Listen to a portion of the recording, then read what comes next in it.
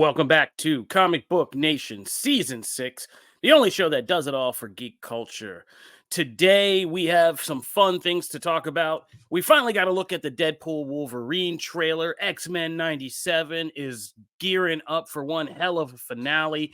Shōgun has delivered already one hell of a finale we got to talk about. There's a new Knuckles TV series out there, plus the return of an Amazon horror anthology. And of course, this wouldn't be our show if my co-host Matthew Aguilar did not get to cook in a little column we call Matt's Agenda. So we have all of that to do today.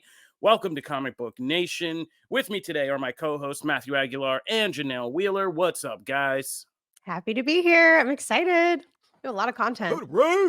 Yes, we do. As I teased at the beginning, we have some fun things to discuss. Quite a bit more Marvel than we usually do on this show because we do have a whole other MCU-focused show over on the Phase Zero feeds. But, now and again, it does happen that we got to cover all things geek culture, and this is a week where it just so happens these are the things that we're going to be quickly talking about. So let's get started. Without further ado, let's jump in. That Deadpool Wolverine trailer, though. So Deadpool Wolverine has finally dropped the first full trailer for the film, and man, it was something. It was definitely something. It was definitely an event, as the kids would say. It was definitely a vibe, and we got to see kind of the overall story premise, or at least a teaser of the story framework for this movie. And it was more interesting for me than I thought it would be initially. It was interesting to see. For me, I think the whole thing about this is the Hugh Jackman of it all, the Hugh Jackman's Wolverine of it all. And I was really curious what pulled Hugh Jackman back into this other than just, palling around with his buddy, Ryan Reynolds. Like he had put Wolverine away after so many years of playing him with one hell of a finale with Logan. So it was just really, really curious. Like, how do you get Hugh Jackman back on board for this? And so this trailer kind of really opens it up because it's really what we love about Deadpool, which is kind of, meta commentary and humor. But it looks like we'll actually get even more of a heart in this one because this one will be about kind of Jackman, Wolverine, the iconic nature of both actor and character and like what Wolverine means and what Jackman means to this role and to this legacy of this whole Fox Marvel era that really did help shape comic book movies. And, there will be an actual character arc to this with Wolverine kind of be disillusioned and trying to find out what he means, to the world or the universe and all this. And, Deadpool's a good juxtaposition, as we can see, because he's like, somebody who could be Wolverine, but is not. But we need him to be a little bit more Wolverine when we get to the MCU. So I'm kind of digging, even with all the silliness and the obvious Deadpool overtones of all this, I'm digging the kind of deeper storyline to this, and it actually made me believe, like, okay, I'm on board for something more than just cameo shenanigans in this, right? Yeah. But that was me. How did you guys feel? Can I just say I'm very pumped about your take on this, Kofi, because I feel like you have been the most jaded Marvel pal of mine in this like recent era, and I am honestly just hearing you being excited about it is pumping me up because I was waiting for Kofi to be like, I don't know. I mean, there's still time in this discussion, but Matt, take it. Well, I mean, look, and to to Kofi's credit, there's been a lot to be kind of mad Yeah. about, like Yeah. up until X-Men 97, which we'll get to, right? Like it was looking a little bleak, and so it's nice to be able to talk positively and be excited about Marvel stuff, and I'm right there with you. I think when we first talked about I think it was the teaser. I had talked about like how I was hoping that, we got that glimpse of the birthday party, right? With Wade and like the family. And I was like, look, those characters are so intrinsic to why I also love they provide the heart for Deadpool and all the fun shenanigans that I didn't want them to be like just a footnote. And what's great about this trailer is that it very much paints a portrait of, Wade's real mission here is to get them back, is to make sure that he has those moments. He doesn't want to lose them. Like that even if they're not appearing throughout the entire movie, the presence of them and what they mean to him, that is seems to be intact. So that makes me very that's very promising for me as far as that regard. And then like Kofi said, the Wolverine of it all, like Logan was such a great way to kind of close out that series that you really would need to have something with meat on it to kind of draw Jackman back to that character after leaving with such a Pause. on such a high note. Speaking of meat, And those arms. Pause. and like this seems to have it, it very much is. I mean, ironically, it does very much remind me of, Old Man Logan, of, the whole big reveal like midway through that, right, of like what really took out the X-Men. And there's a line in here that Wade, they're actually talking about, Wolverine as he's like lay down on the ground or whatever, and they're like, this guy couldn't keep his own team, right?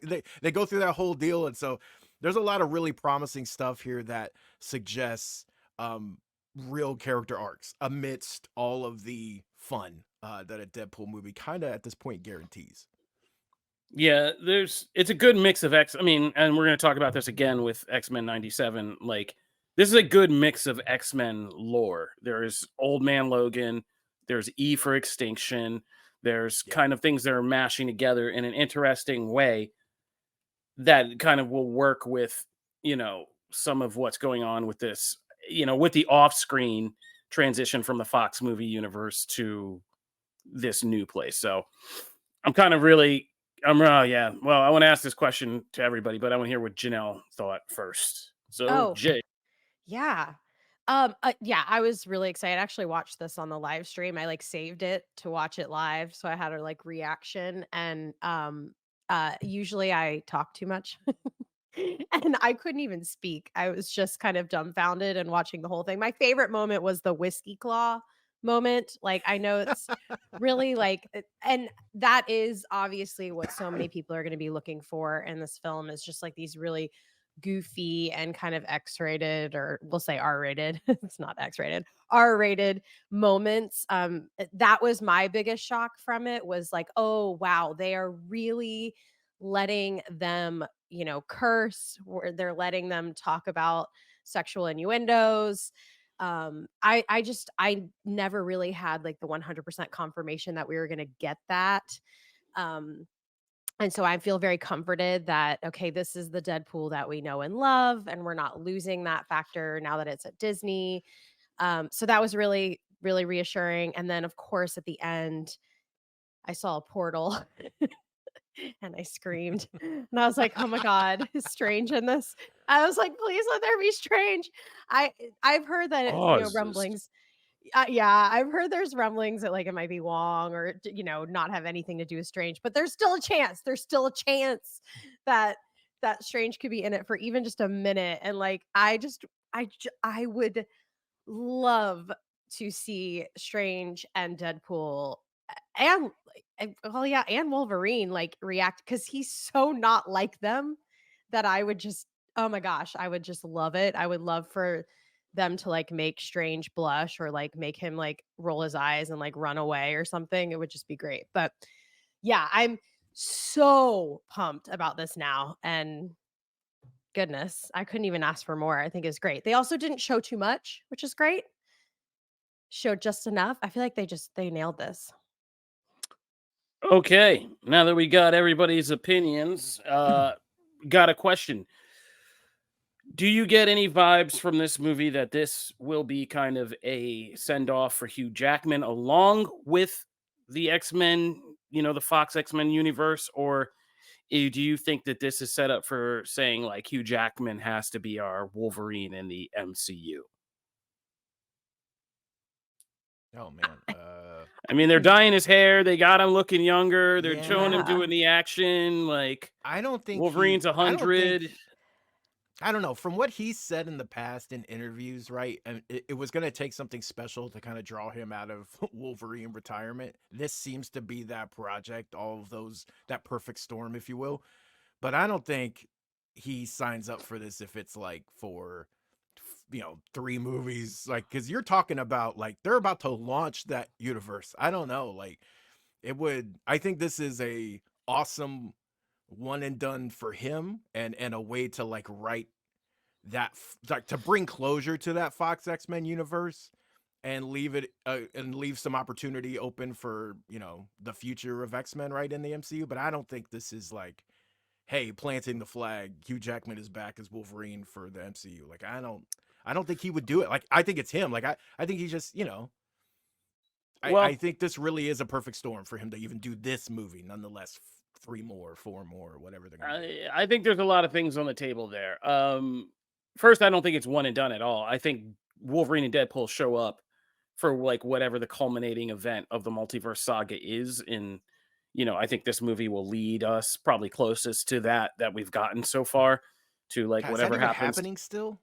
I mean, I'm not gonna be the same, but there is gonna have to be some kind of culminating event to where these universes are getting pared down, like what's happening, and you know how we get out of all this and get to a new era of the MCU is still a thing. So I think that Wolverine and Deadpool are going to appear at least one more time after this. A year ago, I would have been totally in the camp of, you know, Hugh Jackman is just coming in to give 1 or 2 more things, help Feige out and get to the new X-Men, because, you know, Feige was directly, if you don't know your behind the scenes comic book history, Feige was literally the guy who, when they took Hugh Jackman in for that after the Wolverine audition, and he was on the road, who picked him up at the airport and drove him around LA the first time, because he was an assistant to Lauren Schuler Donner, who was the producer on the X-Men movies. And that's where Feige got his start. So he and Jackman like go way back from them beginning both to break out and become who they are today. So I could see that favor getting repaid, but yo, man, Hugh Jackman just got divorced. He's like single again, like, you know, he's in his 50s. I don't want to disparage another middle-aged man, but you know, sometimes we might get that little spark that says we can keep it going again. You know, Liam Neeson's doing Taken. You know, it's not hard to look over at a tub of hair dye and be like, yeah, I still got a couple buff years more in me and some renewed vigor to go out there and live life. So I don't know anymore. Like, I feel like he could be in a position where he's like, you know what? Hollywood's weird. I've done it all. My life, you know, been around the circle. Let's get this superhero Marvel check. Like, let's just get in and give the fans some Wolverine that they want, because I mean, he's getting in the suit. We're getting in here. I don't know. I'm not certain either way. I just don't think this will be the last time we see him. I think we'll have to see them at least one more time before this. I'd be shocked, I tell you, if this movie is literally like Deadpool survives and says goodbye to Wolverine, and Wolverine's like, yep, I'm out. Like, I buy a cameo. I don't buy anything more than that after this. I buy like I said, I buy him being a player in whatever major kind of event, because why tell him about the multiverse if not for Wolverine having to play some larger role in this whole thing. Mm-hmm. Anyway, I agree with Matt personally. I don't think he's in it for the long haul, but boy, would I be pleasantly surprised if Kofi was right. I would be really happy about it. I would love not that. Be mad. I would be exactly. So that's stoked. why, yeah, and that's why I think it's more likely, because everybody's like, I would not be mad. Yeah, and like after trying to find a new Wolverine, it's just kind of like, I am ready for a new Wolverine though. Like, I love I love like the fan castings of oh my god, Harry Potter. Why can I not remember his name right now? Daniel Radcliffe. Thank you, Daniel Radcliffe. Golly, that's a fail. I would love to see him as Wolverine. Like, I've seen so many fan castings, and like I am ready. Like, I'm ready for a younger generation, but I guess it just depends on like how they're going to present all of the X-Men to us. So I love both. Can we just have them all? We are in the multiverse, so Oh, I mean, there's totally that's totally a possibility. I mean, there's like 15 Wolverines now in the Marvel comics. Like, yeah. Let's just talk Easter eggs real quick about this. Okay. So, you know, we get some fun indications. There's an Old Man Logan Easter egg I wrote about, which is that corpse of Giant Man, or Ant-Man Giant Man, is directly out of the Old Man Logan comic series. It's Pim Falls, which is a town that's built around where Giant Man died, and his bones are just kind of still out there. Good stuff, Mark Millar. Real light stuff we did there. But Yeah, Well, that it series looks ruled, interesting. man. Yeah, I mean, it is a good series. Yeah, Old Man Logan's a good series. It's deep and it's pretty gnarly. But yeah, I like how they're doing the Cassandra Nova thing, and you can already see how they're going to incorporate that big twist to whatchamacallit, to Old Man Logan. And if they show that sequence, like, first of all, that's a lot of cameos. That'll be fun, but that'll be gnarly. Yeah. That alone would be pretty gnarly. And let's keep that on the download, by the way, because Yeah. Janelle, have you read Old Man Logan? She's saying something, but I don't know if she's. Yeah. Oh, think sorry. Yeah, oh. I have not, but I would love to. I need to. Okay, so I think in the lead up to this, I think that should be something we actually do, is like dive into like maybe like the first 2 volumes of it. Can't read the whole thing, but That like would be awesome. read, like, that would be interesting. That would be Yeah, no, I'm in. I'm in to Yeah, give we it should another do look. It's been a while, so I'm always in. But yeah, if they show that sequence, that's gonna be top tier. Like, Yeah. oh my god, top tier. Like, so I'm really interested to see, where we go and how this ends up. We know of at least 4 cameos that are confirmed now for Wow. like just for even the B-level villains from the old X-Men movies coming back. This trailer reveals that we'll get Azazel, Jason Fleming from X-Men First Class, and Lady Deathstrike, Kelly Hu from X2. We also saw set photos that confirm 2 more. I won't spoil those, but I mean, in terms of, I feel like this movie is actually going to have the most cameos ever, but do it in a way that doesn't feel like it's just cameo porn. You know what I mean? Yeah. Like Deadpool 2's cameo, I rewatched that a couple weeks ago, like with the entire cast of like the modern X-Men thing for just a shot before they like close the door on him, is the kind of thing I love this series for, because they know how to treat all this. So I feel like we're going to see quite a significant amount of people come out.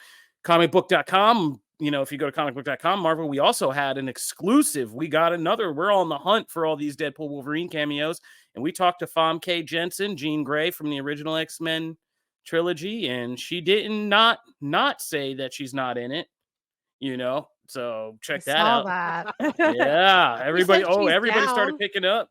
She said never say never. Yeah. So yeah, we could be seeing a lot of the original X-Men actors. I'm excited.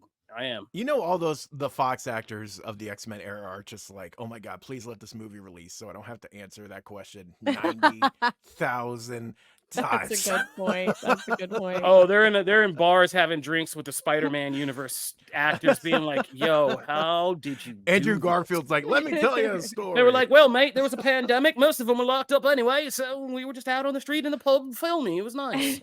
And like, it's gonna be. No, look, man. I just do these things in the moment. Who knows? I am not a quality impressionist. Thankfully, my money does not rest on comedy. Yeah.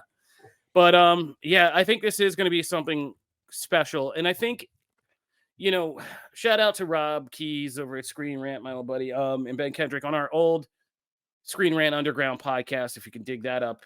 We had several debates that were like, now they're funny to go back and listen to 10 years later. And one of the most significant ones we had was when the Disney Fox or like when the Disney deal started going through, and we began to like realize that Disney had this goal. And this is like back, and you're talking 2013, 2014, but we kind of started to look at what Disney was doing with Star Wars and be like, how far behind is getting like the Fox, all these Marvel properties under their belt. And we had this furious debate, and Rob, to his credit, stood on business about how giving everything to Disney was a terrible, or not a terrible idea, but was, while it was a popular knee-jerk thing that a lot of people wanted to do, so we could have the X-Men and the Avengers. He's like, you realize what this does to the pipeline, right? Like, we're only going to get X amount of superhero movies a year. They're all going to be, pretty much within the same kind of formula framework. At least with Fox, people were doing different things. We could get years where we had like 4 superhero movies across those 2 studios and franchises. And, even when Fox did crazy things, they were taking big swings, and you just didn't know exactly what you were going to get. It wasn't exactly the comics, and you could go in and just, get a movie experience that was new, even with something like Days of the Future Past. And when it was on the highs like that, it was on the highs. But even on the lows, it was still kind of like fun and kitschy and, you know, all of that stuff. Now that we're here, I say all that to say, you know, there is some of that I think this movie is going to look at and explore about like what this era was. We know like Jennifer Garner is going to be in this as Elektra, like all these funny things that we now look back. I think there is going to be a bittersweet notion about that era ending and giving its flowers for setting up where we are kind of now. So Absolutely. yeah, I want that Those meta. are some rose-tinted glasses on Fox's superhero output, Kofi. Bro, those highs weren't rose-tinted? There weren't very many of those highs, dude. You're talking to a person who had to go and review a lot of this stuff and write about, and a lot of them were trash. Yeah, Electra Characters I Explained. like Yeah, Electra Characters Explained. I did my penance, my friend. Like I've earned the right to just screen it all out and just leave a rosy picture like every old person does. There were a lot more lows than highs, and I love the highs as much as anyone. But I don't know, man. A lot more lows. I don't know. I don't know about that. Like, seriously? Yeah, when you actually start to count them up, it's not too terrible. Like, okay, you got X-Men, X2, Days of Future Past. X-Men doesn't count. Have you watched X-Men lately? But it's still a game changer. It's not very good. You also got the Spider-Man movies. It doesn't matter. Is it a good movie? X-Men 1? X-Men 1 was a product of its time, and I totally give it that. But if you go back and rewatch that, this is not a very... This has some rough parts. X2 is a classic. I am right there with you on X2. But X-Men 1 is a little rough, man. We got 666 views on Twitter right now. That's the devil telling you your opinion. I'm just saying, Days of Future Past, great. And Logan. And there's an argument. I really like First Class. No, First Class was good, yeah. Between. Yeah, look at all the stuff. But between. I would say Daredevil director's cut was good. I like that. I would even give the first couple of Fantastic Fours like a little C, like for being passable attempts. Like, yeah, there was especially back then. I mean, back then. Yeah, I mean, DC was putting out Green Lantern in 2011. Come on, bro. Again, this wasn't a comparison. This was analyzing your statement, and I analyze it as false. Okay, I mean, fair enough. I do not get paid by Fox for their X-Men or their comic book movie universe at all. I get paid for none of this. I walked out a Punisher. Okay, like still one of the worst movies I think I've ever seen, or didn't see. So I'm just trying to be fair. I just want Deadpool to be able to celebrate. Okay, I just want Deadpool to end to be happy in his celebration. I agree. There's our kumbaya moment. Oh boy, everything is a grenade in this show. You never know. Maybe this won't be. Let's go on because we've been arguing about this for far too long already. Let's get from this to more X-Men with X-Men 97. So X-Men 97 just aired episode 7, which is Bright Eyes. This episode was, for me, another banger. I mean, this show is just cooking on a level that is insane. And now, like, if you don't know me, I don't sleep much because sleep is the cousin of death, as the great Nasir Jones once said. So I get up in the middle of the night usually, and I have like a little stint in the middle of the night where I'm doing stuff when everybody else is quiet, finally. And now X-Men 97 is my midnight, screening. Like when I'm up, I just put that on, and because it's quiet. And like I said, I just think I texted or Matt or was talking to you guys and said, like, it's wild that between 2 nights, Monday night and Tuesday night, I can go from watching Shōgun in the middle of the night to watching X-Men 97 in the middle of the night. And both times I'm just like stuck in front of my screen on stupid, like, because both of these shows are so captivating and deep. And by the end credits, I'm just like, how am I supposed to go to sleep now? Oh God. And this week was no different. Like what they pack at the end, I looked at the runtime. I was like, was this just 30 minutes? Like, I know, holy crap. Nuts. Like, how much do you pack into 30 minutes? How much stress in like development in all of this you can pack into 30 minutes is insane. Like this show, I mean, it's affected Janelle. She's our, our guinea pig and all this, but like, yeah, it's just setting a new bar for like animation and like kind of blockbuster franchise animation for adults. And I want to say kids, but some of this is just too intense for these kids, man. Like, Yeah, and we're gonna get into spoilers on this. We're getting into spoilers on this. We're getting into Yeah, 'cause spoilers we on can't help Shogun. it. It's been days. It's been Mhm. days. Yeah. And Phase Zero gets you that immediate reaction if you want, that stuff. They do that. We're this heathen show, so let's talk spoilers. Like, my Okay. jaw dropped when Rogue dropped Homeboy off a building, and like I was like, Yes. oh man. And one thing I'll say, and shout out to a podcast, I usually don't listen to Midnight Boys Over in the Ringerverse, great podcast. I usually don't listen to it before the show, but I was bored in the middle of the night and I need to go back to sleep and I need something calming. But one comment that was made is, that made me scratch my head and really think about it was, there's a marked difference when you see like, somebody from one of these marginalized cultures that X-Men is using as a metaphor actually running X-Men is very different. Like, I love Chris Claremont, like, and all of that. Yeah. But some of these things that happen in this show are so culturally like on point, like the Beast Trish Tilby conversation, or Cyclops when he had his freak out on the news, and like all of those are these kind of gateway platforms that if you're like a person of color or of alternate sexuality or identity, like you've been in those moments, and this show is saying stuff to you that you're like, oh my god, I can't believe they're saying this in like a cartoon. And yeah, I can't believe that this is an X-Men show that both is wrapped in the nostalgia of my childhood, but also doing so many serious things that make me like, again, like, and still keeping it so comic book real that it's just Yeah. like, yeah, we do not shy away from the comic bookiness of all this. And I know Matt and I were eating this week because Matt and I are unapologetic 90s X-Men fans. Right? Yes. So when we're getting to Operation Zero Tolerance, When those three Bastion, letters popped up, I lost my mind. me too. I was that Leonardo DiCaprio meme. I was like, oh, yes. I remember when that kicked off in the comics in the 90s, and it was just as one of the best crossovers to this day about just freaky, edge of your seat, like anything can happen, scary X-Men. This is real. Like, these people have nowhere to run and hide. Like, this is the difference between Avengers, my son, like, in the X-Men. Like, yeah. So anyway, I'm tired. I've talked myself out. You guys take it away.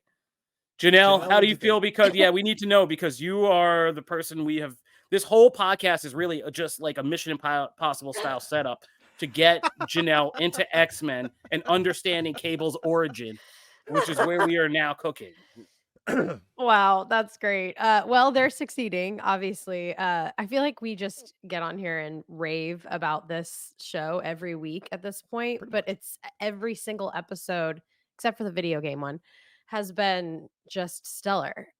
So yes, this is absolutely filling in all of those holes that, like, maybe I didn't feel emotionally tied to the mutants in the same way that I should, or maybe I didn't understand certain things about each character. This is really hitting all of those notes, which has been really helpful for me to kind of fall in love with the X-Men and mutants in general and their story and what they're about. And I've talked about like the artwork and things like that because the nostalgia of it, like it looks exactly like that show that I had on as a kid. I can't remember much about it, but it is so adult. Like, it just feels so adult, and it's just kind of, I just feel like 90s kids are so excited. I mean, it's just, this is so awesome for everyone. I mean, really, if you don't like animation, I promise, like, this is one of the ones you should just at least try, because I'm completely addicted. I wait for this one to come out. Like, this is Yep. my show weekly for sure. Yeah, I gotta say, Yeah, it's like, crazy. Janelle used to be sounding we- like a friend of humanity on here. Now she's like, she's ready to get a villa in Genosha. I like it. Oh my It's so god. hard to jump in the middle of the comics. I mean, will this is say. true. Like, Yeah. And speaking of those comics, like because I know I just gave Kofi grief on rose tinted glasses, and I'm probably right up to bat on that for this, right? And because as he mentioned, look, this is my era of X-Men comics as well. This is an era I just adore. And it has its tons of flaws and it has all kinds of problems if you go back and read. But I just like Bastion and that whole run. I just have a special spot for. Like I just love what they did. And for them to and not just bring that into this, but so seamlessly. It's impressive how quickly we're moving through kind of things, events in the books that took 70s, like 80s, 90s, yeah, 2000s, all and also condensed. took months. Like these are months long, if not a year long storylines that we're touching on, and we're pulling the most vital parts from, and then we're weaving it into something else, and it's just seamless. It's really a credit to Bo and the team and everything they've done with this, how well they're just weaving everything together, and we go from and we don't leave anything behind either, right? Which is what I love. Like everything's layering upon everything else. So like, Cyclops and Jean's whole dynamic, we're getting that in the midst of exploring the rubble of Genosha. And then, by the way, White Queen, woohoo, diamond form. I was very excited. Number one, that she's just alive, but number two, that we got the diamond form. We're getting secondary mutations in the mix. They're doing so much in 30 minutes, and then by the end, you get the big drops. But like, I just love what they're doing with this. It's something else, man. I'm with Janelle. Like, this is my most anticipated show to watch every single week. Now I've had to I have to like screen them now before I show them to Ember, so I can skip parts and stuff, because it has gotten a little more, a little darker, a little more, there's a lot more going on. But we still watch certain pieces together, and we'll just rewatch the first two, ad nauseum too, so that's fine. But like, I just love what they're doing. I'm really sad that this is going to end soon, at least the first season. Yeah, it's crazy. Also, well, we're getting to that point. We're getting to a 3-part finale, which will unfold over 3 weeks. It's called Tolerance is Extinction. Pretty provocative title. We know it'll be about Operation Zero Tolerance and Bastion. But Bo DeMaio actually went out, and I'm writing this article even as we speak on comicbook.com, and he teased that fans should need to go back and watch the animated series season 4, episodes 2 and 3, which were a 2-part story arc called One Man's Worth, which was one of the most infamous episodes of X-Men, the animated series. It was a kind of time travel, sci-fi, timey-wimey 2-part story about Nimrod, the future sentinel, going back in time and killing Xavier in the 1950s, wiping him out. They did the whole Age of Apocalypse, their own version of that popular storyline. Which is pretty good. Yeah, which is pretty good. But it's basically a story where Bishop and some allies have to go back in time several times over, get stuck in alternate futures, and are trying to fix this mess and at once, preserve the present day of the X-Men and the hope for the future, and keep Bishop's original timeline intact and do all that. So Cable showing up at the end of this episode is another domino that comes out. And I love it. I wrote up this article, and it's popular, but all throughout X-Men, the animated series, there was Cable appeared in there throughout the series. And he started out in this very weird way as like some just random mercenary working for some dude named the Leader. But they never did the Cyclops Cable connection throughout that whole series. And here we finally get it. And like, his whole thing is just, let's skip the reunion, Dad. And I busted out laughing at the meta humor of that and just how great it was. But it's ironic because, yeah, like we said, like I was saying, Bo DeMaio got fired essentially for all that we can tell right now.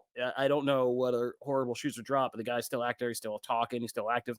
But for just being kind of, on the bubble of weird for a Disney company, he's got like a clean OnlyFans. If you see his Twitter profile picture, that should tell you a lot that you need to know. But at the same time, I feel like it takes a person with his perspective to really make the X-Men and make it get weird and have those metaphors connect and do all that. So I don't know, Disney, you may need to James Gunn this one. That's all I'm saying. You may, we know you'll do it.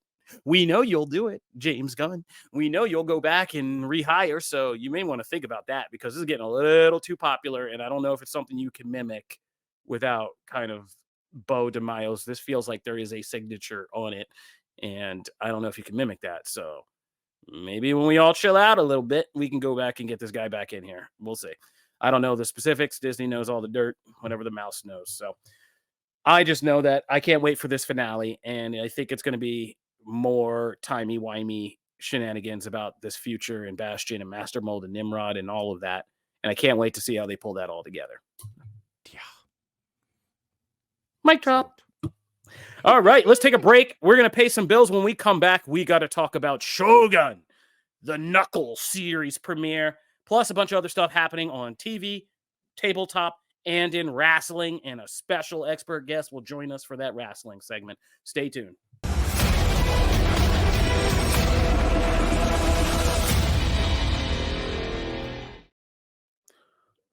Welcome back to Comic Book Nation Season 6. If you missed our first half, we talked about the Deadpool and Wolverine trailer and broke down X-Men 97, Episode 7, Bright Eyes.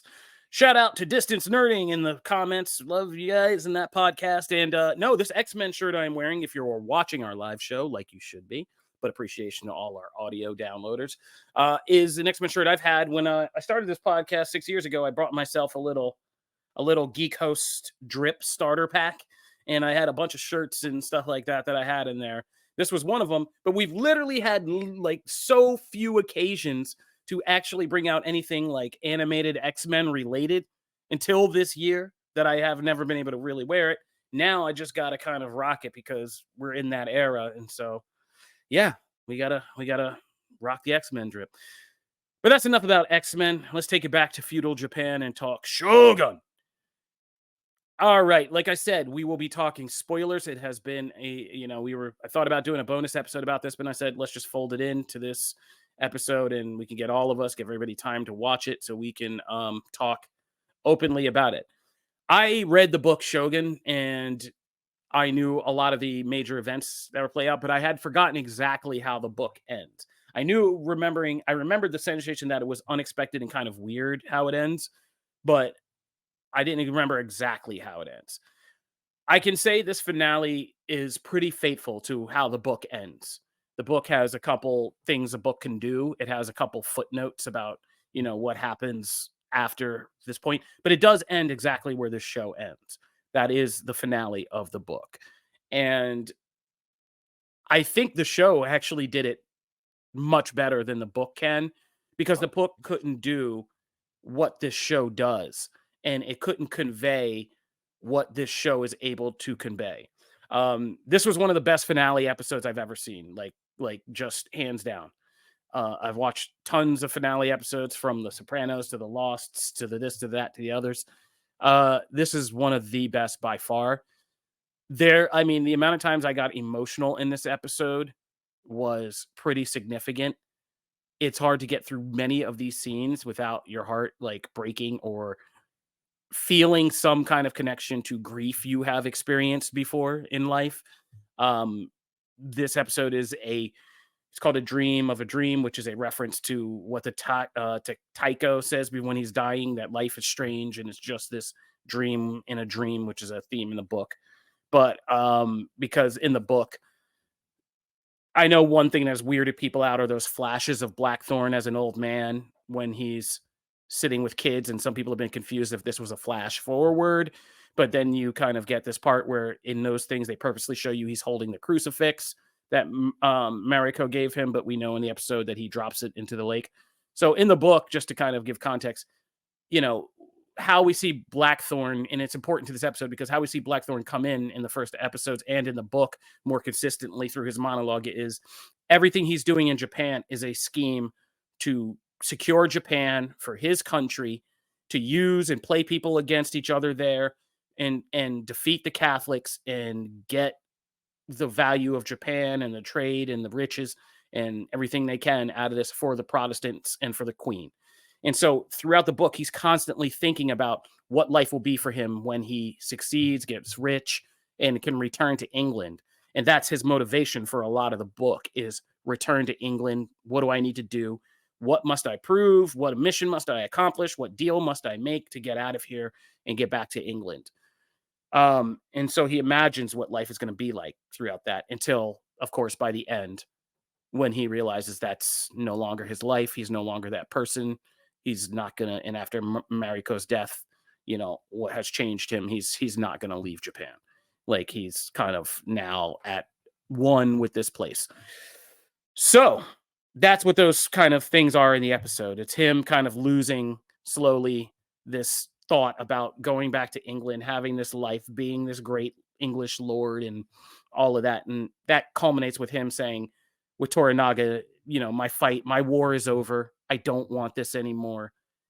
He's willing to go so far as kill himself to save these villagers that he once thought of as savages, And when he says to him, like, I'm your enemy, like enemy, that's not him just trying to die. It's like, that's who he was. He's laying it out on the table. He's like, I was never your like best friend. I wanted to use you. Like, that's why I'm here. Like, kill me. I'm just as traitorous as, Yabushige and all that. And so it's really powerful in that character sense. But then I love that, the book or the show drives it home even harder that, like, yeah, there's kind of a Kaiser Soze moment at the end of the show, right? If you don't know that reference, that's Usual Suspects, Kevin Spacey's character who plays Verbal Kint throughout the whole movie and then is revealed at the end to be the actual crime boss the whole movie is about, right? Spoilers for Usual Suspects if you've never seen it. Sorry. But that final scene with Toranaga and Yabushige on the cliff is just, it's more powerful in this show than the book ever could have made it. Because in the book, you actually go inside his head for the final chapter of the book. You get inside Toranaga's head finally, and it's just him thinking about everything that's happened in the book from his perspective of the person who organized it all and pulled it off. And you're like, whoa, this it's kind of crazy, but like, yeah, in the show, and I pulled it off masterfully. It just shows you what it takes, when you're really in that pursuit of power. You'll sacrifice anything, you'll sacrifice anyone. And throughout this episode, you subtly see Toranaga just kind of be like, yep, my Mariko had to die. My son died. Luckily, I got other ones. That's cool. Like, and even taking down Yabushige and being like, yeah, I'm not going to tell you everything. Why tell a dead man the future? That cold kind of callback line that Yabushige said about him in the beginning. So I've written some of the most about Shogun season 2 being a thing. I could see how you could easily go because some people are unsatisfied, as we're seeing in the comments, because we didn't get a big battle. We didn't get a war. We don't get to see every step of Toranaga becoming Shogun or what Blackthorn does with a ship he's going to rebuild or all of that. So I could see you easily commercially going with another season that explores all that. Personally, I don't want that. I think this show did a masterful job. I think you got 10 perfect episodes of a standalone story, and I would want it to end there. But that's me. Matt and Janelle, I'm hyper curious. How did you guys feel? Matt coughs. Sorry, Janelle. Sorry. Oh, I thought he was clearing his throat to like go on a tangent. Oh, no, I actually had a cough. I don't want to throw myself under the bus too much, but I would say this was great, but I obviously liked the previous episode more. A lot more happened. I just this felt like more character development than anything else, which I actually dig, but it didn't feel as much of a finale like for me as I had expected. Um and I am a victim. I hate I'm one of those people that when you kill off my favorite characters, I tend to check out a little bit. And this happened with me with The Walking Dead with Glenn and some of the other characters. It For some reason, I know we do this comparison a lot with Game of Thrones and Shogun. With Game of Thrones, there was still enough meat and potatoes for me to like be really, really invested. But now I don't really feel any strong emotion towards the remaining characters or like good or bad. I just kind of feel neutral with who is remaining besides one character. And so I'm a little nervous. It does feel like they killed off a lot, but also didn't replace them with characters that I'm actually really riveted by or interested in, but that's just me. So I'm not super satisfied with the finale, but I'm not disappointed either. I just the previous episode was just a banger. So it's very, very hard to follow that up. And then I honestly was also not as emotionally moved as I wanted to be. I really wanted to like I'm a crier. I will literally cry during emotional moments in a show, and I just didn't. I didn't. I know what they were going for, and they were trying to do that, but I couldn't get there. I couldn't get. There was only one part where I felt emotional, so I'm a little opposite of Kofi in this one. And I wonder if it's just me. Like, I wonder if I kind of maybe throughout the show have kind of checked out to protect myself, knowing how often they're gonna like kill off characters and things like that. Well, I I wonder. think your perspective brings up an interesting question, and it's a Mhm. question. Let's go around the room. I just want to hear both of you. Who do you think the main character of this series is? Anjin. The Anjin. Okay, Matt. Me. Um, I started out thinking, Blackthorn, but Yeah. that's not the case. No, because the by the name end of the of it. show. Like, Yeah, what is but Shogun? then also like because then like, the directors made a point in, in interviews, right, to say like that title wasn't really like he carried that title along as he went along, but like there was also not really kind of as any singular person, right? It was more of like an idea. Mm, Um okay. but then the last episode, we do get some like real movement as far as like Blackthorn's whole perspective has changed so much throughout the series, and he's, even though he's really being used as a pawn still, we see that he's, probably gonna stay here, right? His life goals have changed. So I don't know. That's a that's a I hard don't question for me. understand why they have changed though. Like, to me, this feels like even more reason for him to leave. Like, there's no more attachment.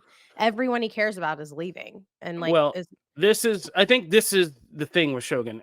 It's very much a Japanese culturally rich and influenced show.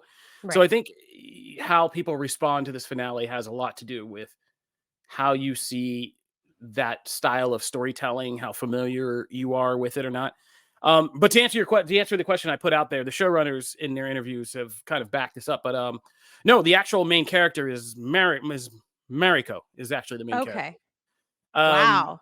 so this story is really, I mean, what Torinaga says is a meta commentary and a meta joke. Blackthorn was always a distraction, right? Hmm. Which is a meta joke because it's Shogun uses the framework of the white savior coming to foreign land to get people in.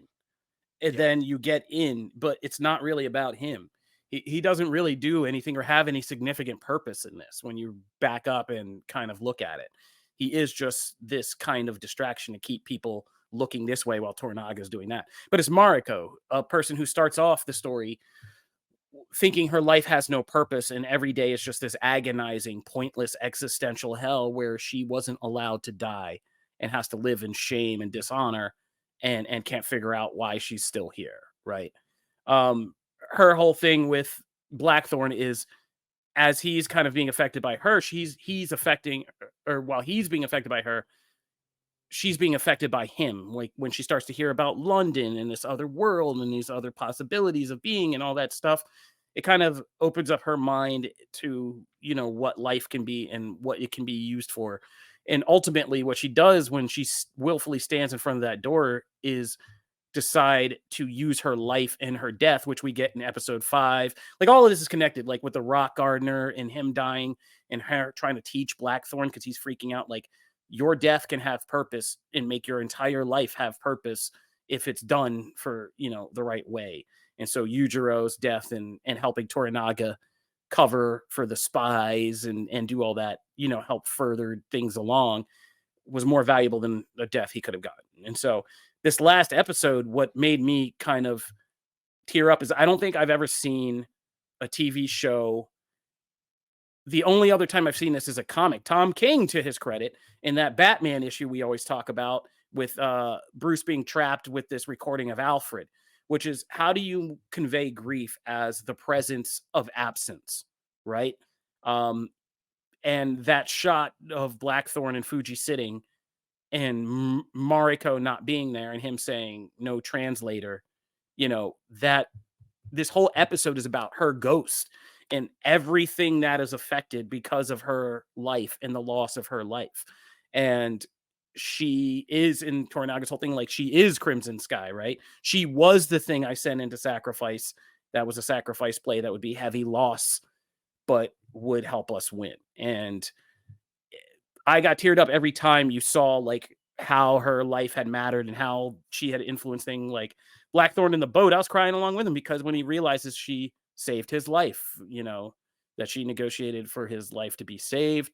And when you see like all the things that she did to get the hostages free, like all that stuff, and how everybody has changed from Ochiba Nokata to Yabashige to all these things, her life ends up having this tremendous power and, presence that changes the whole outcome of a war and is more powerful than armies, all that stuff, which I think is a beautiful sentiment in a show like this, and really well done. That's just me. That's my reading. I get why people are going to be like, nah, man, I need to see that Battle of Sigahara. But I think if we had done that, I don't think, like, who would we have been following? You know what I mean? Like, who was it? Like, it'd have been cool to see people ripped apart by cannons again and chopped in a huge samurai battle. I would have loved that more than anybody. But it's like, who would we be following in the midst of all that? And so, I don't know. I don't know if there's a right answer. I know this is one of the best TV shows of the year, hands down. And I'm gonna miss it. And I'll miss it talking with you guys. So, anybody got any final words about Shogun? Fuji's a real one. I hope she finds God in that convent. And again, full circle, right? Like, this episode is all read my article about all the callbacks and the full circleness of this episode. Fuji starts out wanting to die under the weight of grief, and Mariko says, let your hands be the last that hold your son and your husband. And by the end of this series, now she's lifting that weight off of Blackthorn and helping him survive grief, which is crazy, but full circle things. Yeah, this was very much about the women of this world. It was called Shogun, and you think it's about the men and it's about like their power and their Game of Thronesing, but in the end, it was really about the women, because Mariko in a poem changed the outcome of this whole thing, right?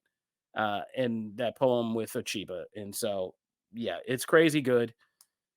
And to all in the game asking from the YouTube comments, a black hole is going to replace Shōgun in my heart, like week to week. Yeah. There's nothing who that will probably equal this year in terms of just production and scope, and every episode just being a standalone piece of art that made me be like, damn, I need like recovery after this. So shout out to Shogun. Great stuff.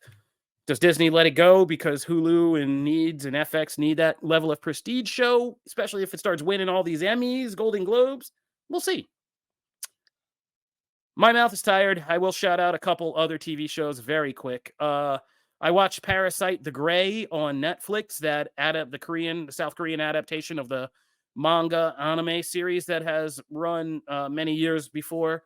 But this is another hit. Like, Netflix in South Korea are just cooking, man. Like, they are just putting out like hit after hit after hit. And same thing with Netflix and Japanese. They just have gotten into the Asian region and are bringing import TV that is good.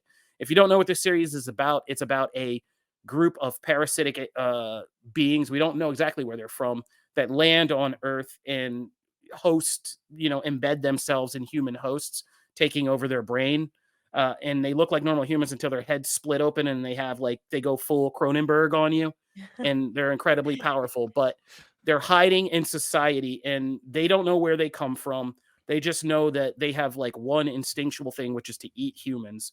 And they begin to organize. And this series is about how a group of them begin to organize, because they learn that humans survive by organizing into tribes or organizations.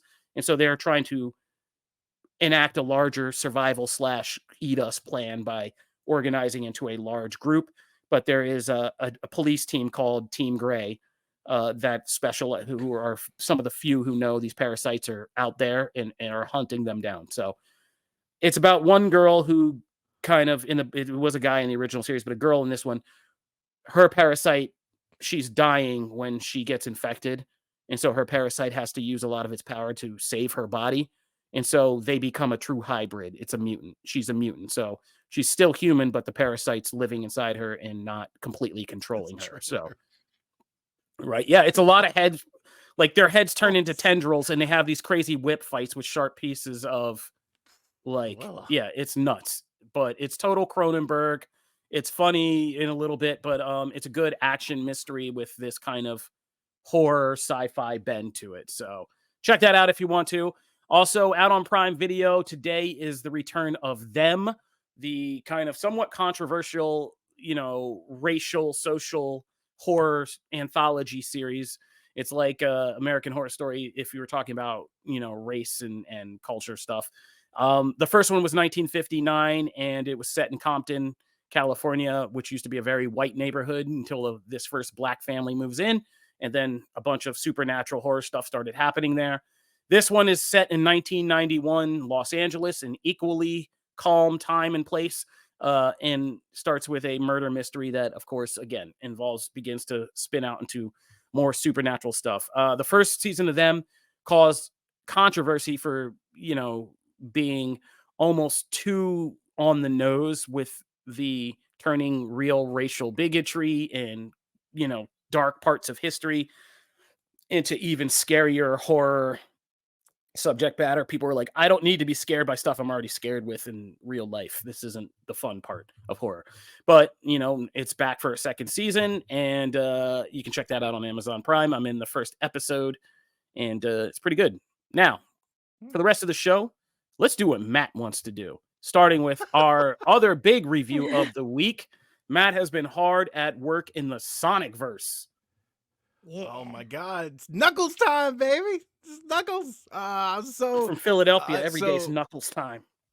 So Knuckles, the first spin-off series, TV series of the movie franchise hit, is now out. It's out today on Paramount Plus, and they're doing all at once. It's like a 6-episode event, and really, pairs Knuckles with Wade on this kind of almost buddy cop journey through fun and adventure. I think the first, now this is one that I had the chance to preview early. Janelle, how many did you make it through? Yeah, an I episode? just watched the first one. Okay, cool. All right. Yeah. I just wanted to have a base. Kofi, did you? Yeah, I also did the first one. Okay, cool, perfect. So I think because I think the first one is a great pilot in the fact that it really like sets the stage for not only just, people got a big glimpse of Knuckles in the second Sonic movie, but this one really kind of gets to dive in for a minute and like really hone in on the humor. We get some fun like Sonic and Tails moments in that episode as well, but Knuckles just interacting with everybody is hilarious to me. I just find him, Knuckles is my favorite, to be fair, my favorite Sonic character, period. So I'm already a little biased, but I just love seeing him. There's some stuff in the trailer that I feel like it won't be spoiler for me to say, but like, there's a whole sequence of him just trying to interact in the house and this whole thing of being grounded. And like Ember is now like saying, walking up to people and saying like chip, like he's just eating chips. And it's just these really funny kind of slice of life moments with Knuckles in it. And I think the first episode really dives in on that, and then also moves over to Wade and sets the tone for what is a really fun, really entertaining, and also an adventure that actually has a lot more heart than you are expecting as you move throughout the series. And it has some twists along the way, especially when people get a little further on. You can check out me and Mark's discussion teasing some of those things on our quick save episode. But what did you guys think of this opening thing? I think for me it was just concisely like, I was surprised as a dad who has 2 kids who are pretty obsessed with the Sonic verse and watch those 2 movies pretty often. Like, I was surprised by how much I was kind of, after about 5 minutes, was pleasantly like, oh yeah, we're back in the Sonic verse. Like, I had a little smile on my face and I was like, oh man, I can't wait to replay this with them when they get home tonight and surprise them. They're gonna be thrilled. But like, yeah, I mean, Paramount and this team have really established this as a really good video game adaptation. Like, and it's now a whole ass universe. And like, yeah, you come back in and you see like the main characters. Don't ask me their names, I ain't in it like that. But like, homegirl who's married to James Marsden and that whole life. And you're like, oh, it feels like, yeah, we're just picking up again with these characters, and I'm happy to see how they're doing, and they're back. And it's Idris Elba as Knuckles is just one of the great kind of voice That's castings. so Like good. Idris Elba takes it so seriously, but never so seriously that he's not funny. He understands that being serious as Knuckles is like the ironic humor of this all. And so like he just nails lines like they do the TMT thing with like Tribe Called Quest and Can I Kick It and that whole thing, and the radio gets completely smashed in that, and he's like, I kicked it, and you're like, it's such a corny joke, but it's so funny, and Idris Elba just delivers it with such conviction, and that him and Adam Paley just like, it's crazy. And everybody, what I love about this series is it knows how to be as stupid as it should be. Like the bowling alley fight with Kid Cudi and what's her name, it's just it actually had me riveted, but it's also so silly, and nobody in that scene is taking it too seriously. Kid Cudi's eating scenery, and if you ever saw the House Party remake, Kid Cudi can eat some scenery and be really funny. Like I don't recommend anybody ever see that House Party movie except for the Kid Cudi scenes because they're hilarious. And now I'm not so sure if he was joking or just really being his real Hollywood self. But anyway, that's a different discussion. And so like so far after one episode, I already know I'm going to enjoy this. And I already know that I enjoy Sonic as like a universe franchise now, and they can do this spinoff.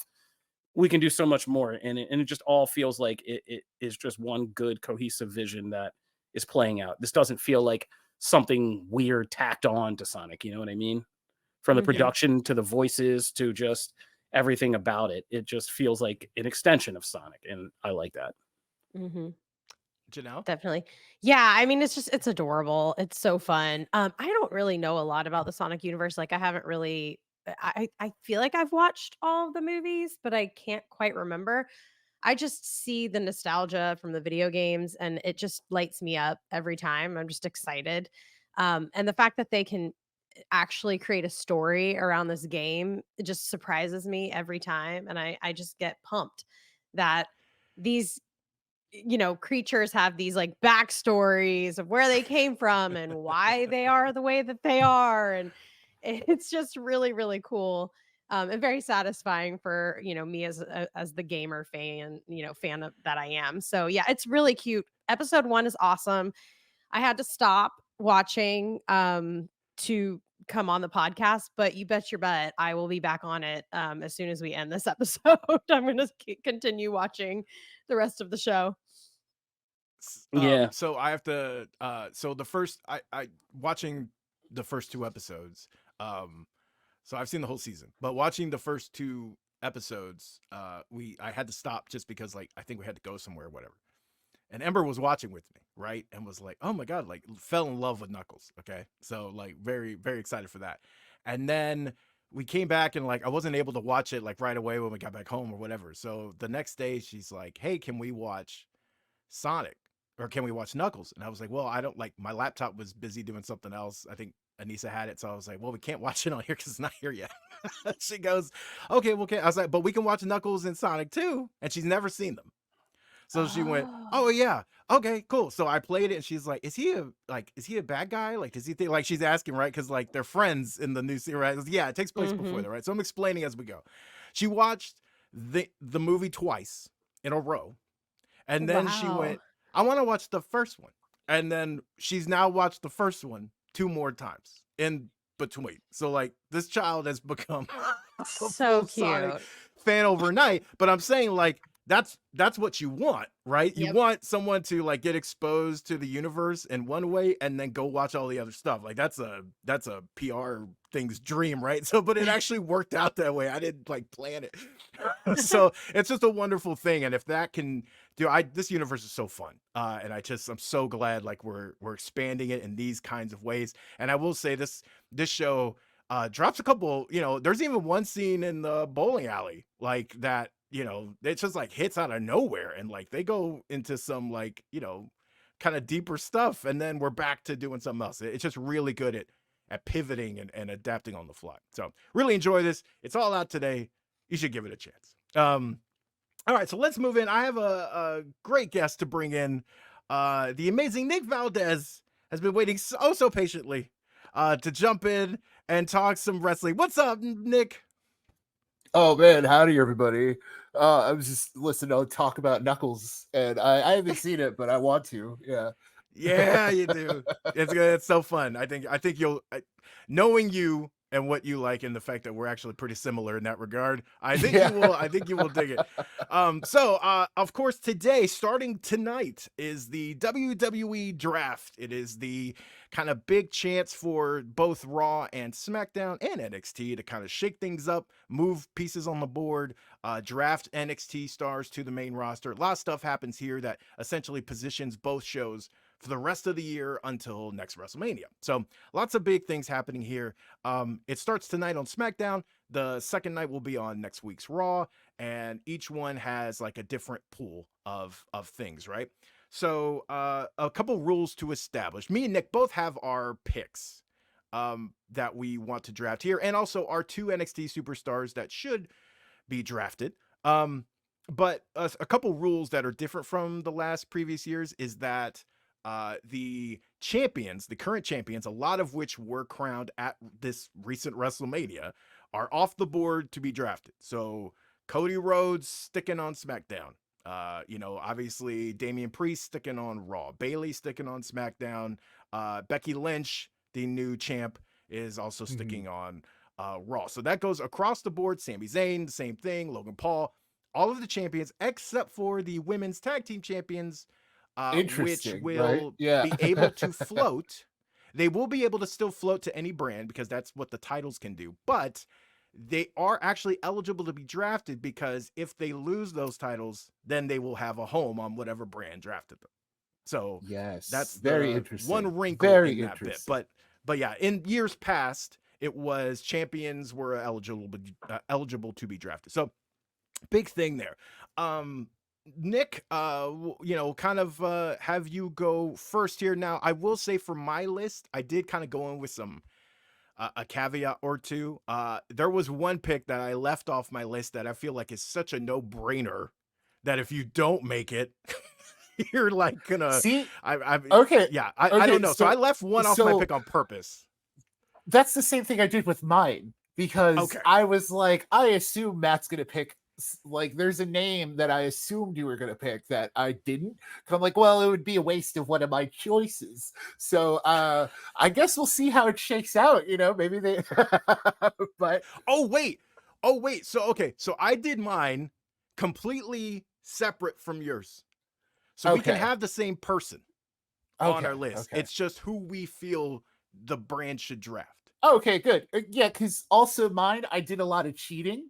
I have a lot of factions in mind. So, as a heads up, for me, I don't know if that's how it's going to work in the Paul Levesque era, where one you can draft an entire faction instead of just one at a time. But I'm hoping the factions stay together, at least for now.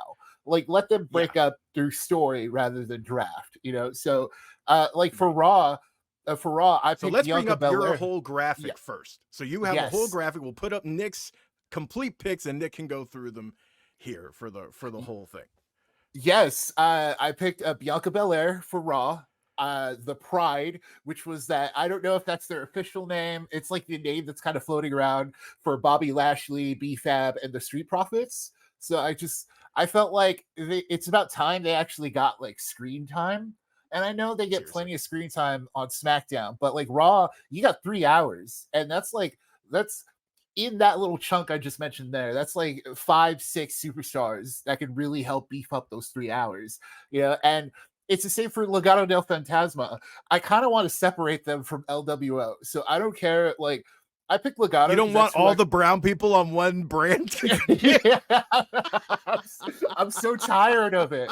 Like they told their story already, and like it's kind of like it kind of goes into what my pick for SmackDown with the New Day, because the New Day even themselves were like they mentioned on TV we've wrestled Imperium so many times. So I was like, oh yeah, like let's shake it up, let's switch up tag teams. And so Legado, AJ Styles for Raw. I think once again you just need like a heavy hitter on Raw, and Alba Fyre and Isla Dawn, who on SmackDown are just like, are they even on SmackDown? Technically, yes, because they're like pitching a story to Nick Aldis, and Nick Aldis is the kind of GM who's like no nonsense. So he's like, yeah, I'll get to you someday. but I feel like with Adam Pearce, it would be successful, you know? So,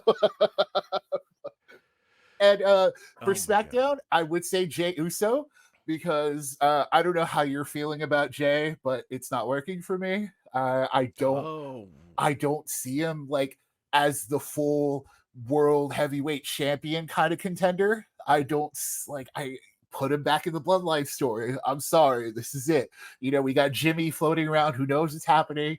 You have Roman potentially coming back. You have bloodline. You know, we could have a civil war happening, and you kind of need Jay on the show with the bloodline to help like facilitate all that. And Andrade, I was thinking Andrade for SmackDown because you have LWO there. You know, eventually, I do think Carlito's turning. So, you know, Carlito's eventually going to turn on Ray. And Ray did have help from Andrade during Mania. So there's that one. And Shinsuke Nakamura is kind of the AJ Styles switch for me, where it's like, oh, you need a heavy hitter. And that felt equal to me. The New Day, like I said, because you just need them to mix it up more. And then Omos. I was just like, oh, I haven't seen Omos in a while. And I think he'd be fun on SmackDown just because, like, just to have him there. And from NXT, I was thinking, so I didn't pick Ilya Dragunov because I assumed one of us was going to pick Ilya Dragunov. And I didn't pick Roxanne Perez because she won the championship. And I don't know if it means she's there on NXT because of it. I don't know if the same rules apply for NXT. But either way, I picked Blair Davenport because especially after the beach brawl on Spring Breakin' with Sol Ruca.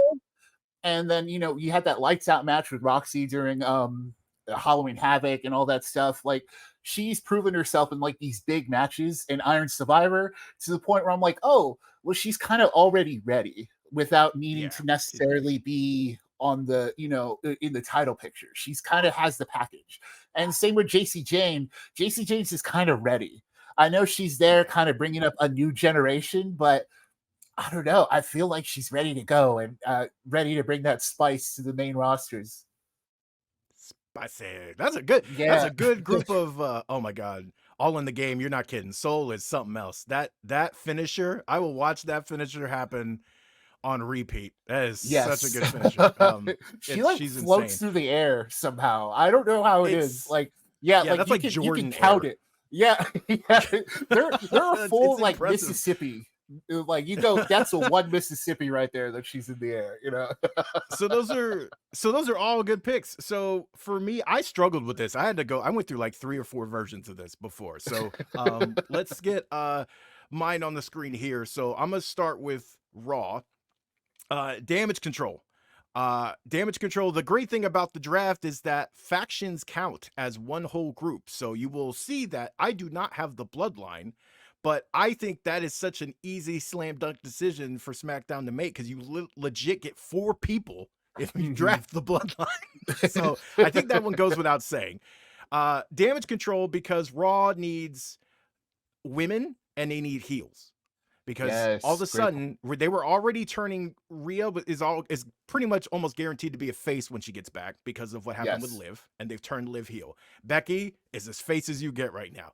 So you bring over damage control, you immediately get not only the tag team champions, but you also get 3 heels, and you can have them go up against pretty much anybody and alternate and all that stuff. So I think that's a big win for them. LA Knight is one that I think I would actually prefer not to lose on SmackDown, but I think he's done really as much as he can with the current kind of group that's there, and he needs some new competition. And also, he's a star, and I'm sure WWE would love to get some of those big LA Knight pops on Raw. So I think he moves. Also, to go with damage control, I think if we have to lose anyone from SmackDown on the women's side, I was just looking at storylines that they've already kind of started and are building, and Naomi was really the only one that like hers will kind of finish out at Backlash, and the rosters don't start until after Backlash.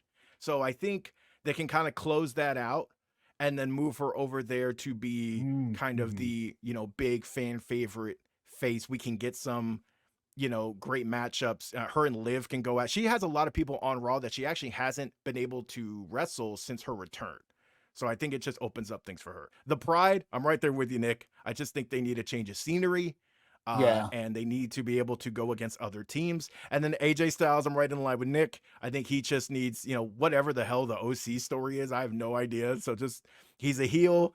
You can always use a heel on Raw. You got 3 hours, you can move him over. Plus, if you want to repeat LA Knight, AJ Styles down the line, you can. But I think, you're there. SmackDown. I'm with you on Jay, but for the opposite reason. I think they have made him a main event star. And so I am excited to get him back on SmackDown in this form. But I agree with you on the bloodline thing, because I think when Roman comes back, there's no way he's not going to transition to a face because of what they've been establishing with Solo and Tama Tonga and eventually Jacob Fatu, right? Like they've got this new bloodline Civil War thing brewing. People are already chanting for Roman. So it's like he's a babyface when he gets back, and you're going to need Jay because you're going to want, Jimmy's out with an injury, but like when Jimmy comes back, he was kicked out of the bloodline already. It just writes itself, right? You can reunite them as the new bloodline or whatever. So I'll be happy to have him. Drew McIntyre. I'm just telling you, this is a wish pick. I'm very selfish. Drew's doing some of the best work of his career right now.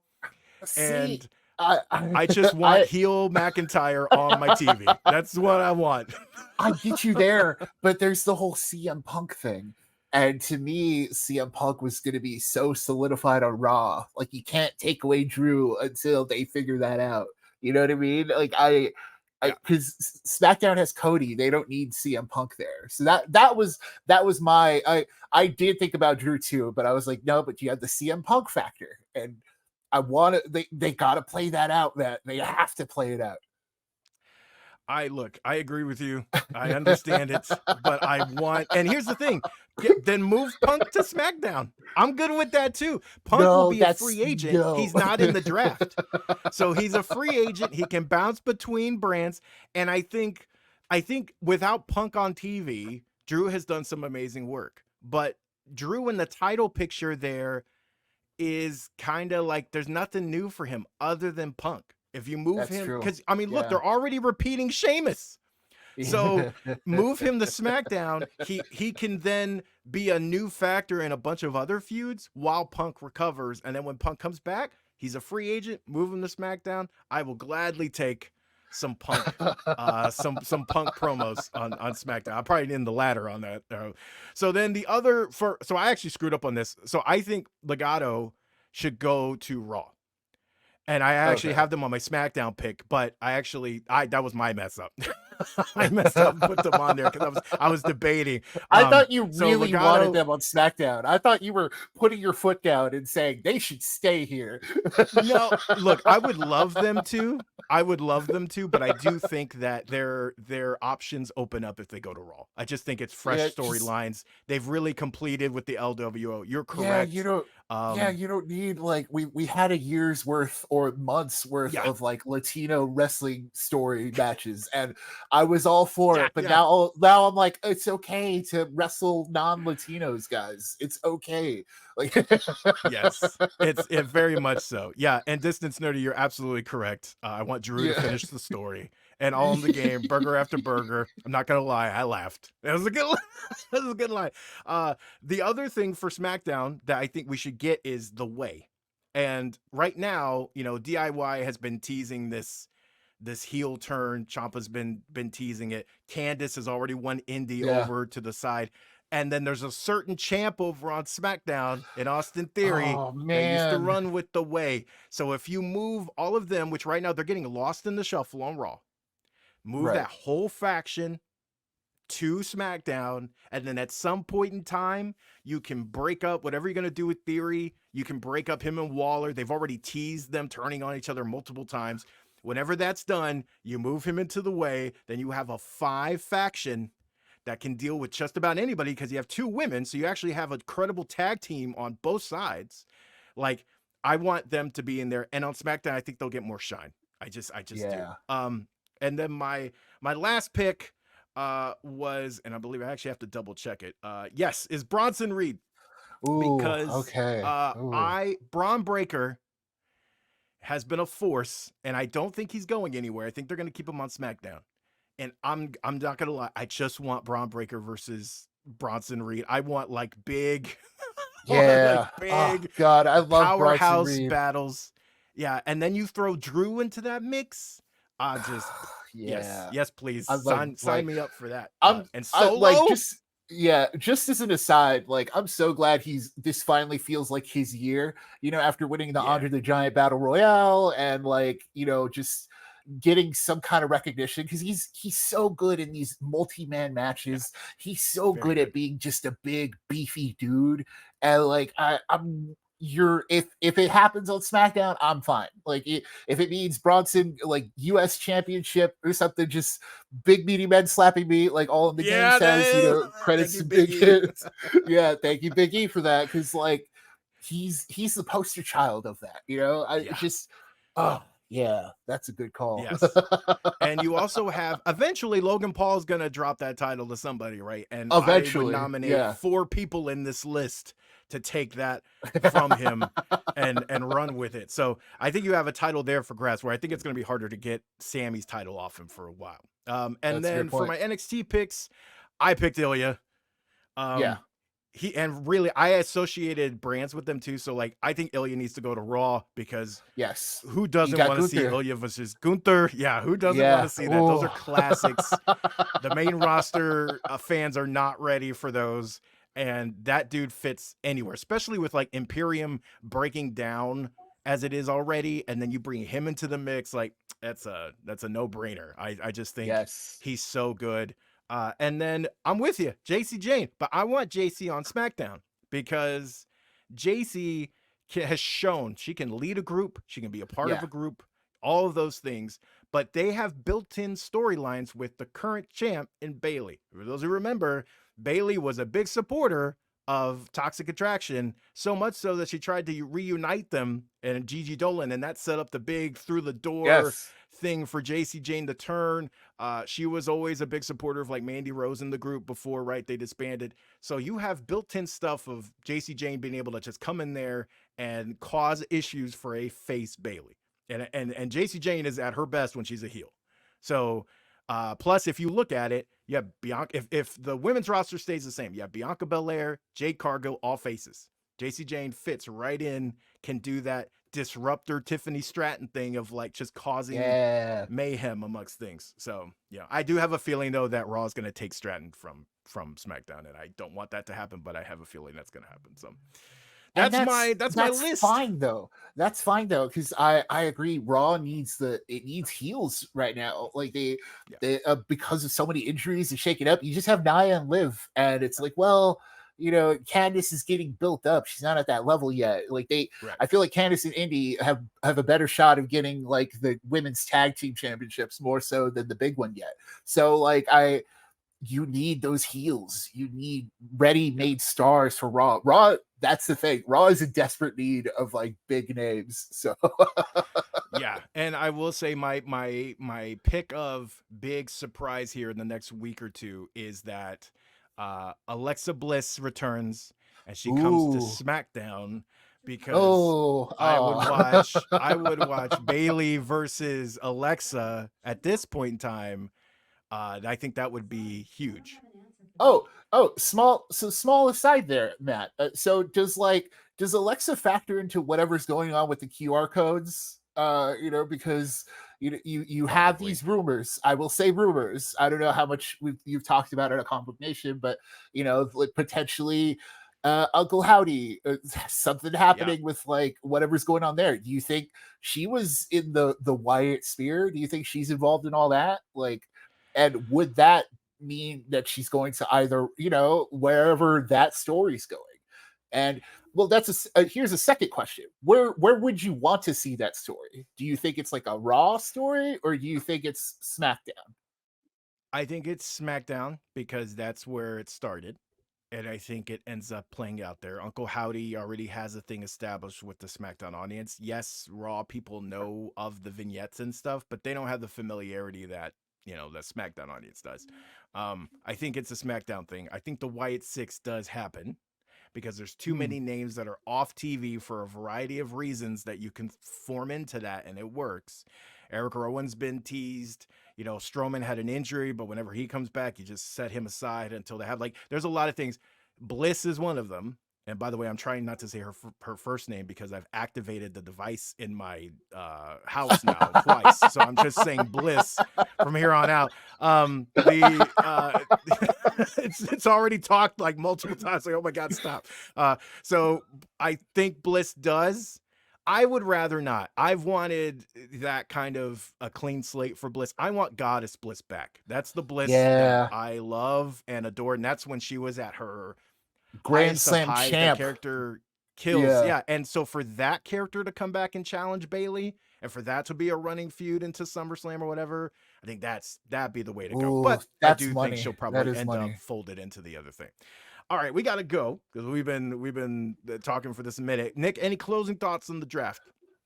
I am just excited to see where it goes. I was also under the impression that NXT would get to draft because of the way, like, you know, you and I watch all these shows. So, and at NXT, Ava's sitting there talking to the others like Ava's going to be a big player in this draft. So I assumed we were getting Raw and SmackDown people drafted to NXT. And if that doesn't turn out to be the case, I do hope we still get that. Because we have Natalya and Shayna Baszler already there. And those are just two kind of really great picks for really building up that women's division. And so the NXT men need someone like that. You have Ivar there, you have your Baron Corbin, but it's like, I feel like now's the time to really kind of shake it up because NXT is going to CW. And who does the CW is huge, regardless of your thoughts on its programming. The CW is huge. And so I'm curious to see where everyone ends up, based on where these shows are going to be broadcasted. So I'm curious to see which ends up being the A show, quote unquote, Yeah, because the last few years it's been SmackDown. SmackDown is the A show. Yeah. Raw has been the B show. So I will see now with the world champ is on SmackDown. So, Cody era has begun. The Renaissance era has begun. And it begins on the Blue Brand. All right, we got a jet. So thank you, Nick, for everything jumping in here. Of course, you can check out all of our wrestling coverage on comicbook.com and us geeking out on Twitters, of course. Nick, where can they find you? You can find me at Valdezalgi on all the socials, as well as Anime Initiative as part of the ComicBook Nation universe. We're talking about anime. Please check us out. Awesome. And Kofi, back to you, man. Hope you muted, buddy. Hey, you want to give your quick mention of your last thing? No, we're good. I'll push that to next week. Okay. Matt's always got to be pushing something.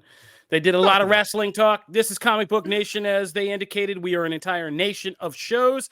Every Tuesday, you can catch Nick and the rest of the anime team breaking down the hottest stuff in anime in our Anime Initiative segment. Every Wednesday, Matt takes over so he can pull the best comics that week for the pull list, and we discuss them all in depth. On Thursday, Logan Moore and the gaming team tell you what's going on in gaming with Quick Save. And all gaming TV show episodes are also offered as bonus Quick Save episodes, including Matt and Mark Deschamps talking about this Knuckles series this week. On Friday, you can catch me, Matt, Janelle, and our rotating series of comicbook.com writers and hosts on our live show, which we encourage you all to jump in and talk with us for. We love our fans. We love the suggestions and the back and forth discussion on the live show. So be sure to jump in on that. And as I said, you never know. We might spring up on you with a bonus episode or two if some big things are happening in fandom that we have got to talk about. So subscribe now on all your podcast platforms. We're 6 years strong. We're on all of them. If you're an MCU fan, you can also catch Phase Zero on their own feed, talking all things MCU. And this is quite a week to do so. So be sure to hop over there after this. Thank you guys for jumping on with me today. We will see you guys next week, where I think we'll be getting back to some more movies. This has been I didn't think this podcast could handle a review of Challengers, the new Zendaya movie. So, that Zendaya, psychosexual thriller. I was like, might be too adult for this podcast. So we will be back next week. I believe we're getting into the Fall Guy and some other things as we get towards the summer movie season and the road to Comic-Con. It's coming up fast. So stay tuned for all things geek culture here at Comic Book Nation. And trust me, we have more episodes than this to fill up your feed. So go download a few of them. Thank you guys. Peace.